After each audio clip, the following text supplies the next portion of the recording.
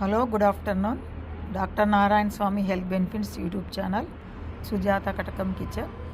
నా ఛానల్ వచ్చేసి యూట్యూబ్లో ఉంటుందండి, సుజాత కటకం కిచెన్. నేను వచ్చేసి రెసిపీస్ అన్నీ స్టీమ్వి, మరి ఏమో మిల్లెట్స్, రా ఫుడ్, మొత్తం ఇట్లాంటి ఫుడ్డే నేను తింటాను, అవి పెడతానండి. రోజు డైలీ 2-3 సార్లన్నా చేసుకుంటాను ఇట్లా. ఇది వచ్చేసి లంచ్ ప్రిపరేషన్ చేశాను. ఇవన్నీ తింటే మనకు క్యాలరీస్ ఉంటుంది, విటమిన్స్ ఉంటుంది, న్యూట్రిషన్ ఉంటుంది, ప్రతి ఉంటాయండి. చూడండి ఎంత బాగున్నాయి ఇవన్నీ.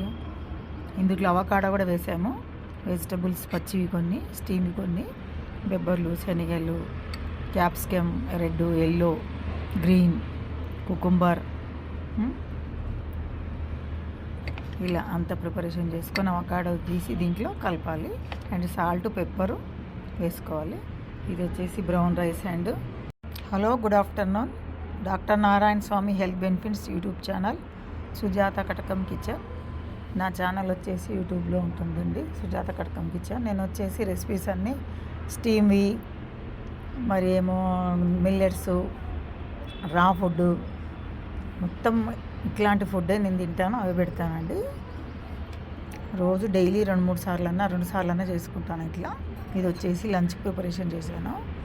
ఇవన్నీ తింటే మనకు క్యాలరీస్ ఉంటుంది, విటమిన్స్ ఉంటుంది, న్యూట్రిషన్ ఉంటుంది, ప్రతి ఉంటాయండి. చూడండి ఎంత బాగున్నాయి ఇవన్నీ.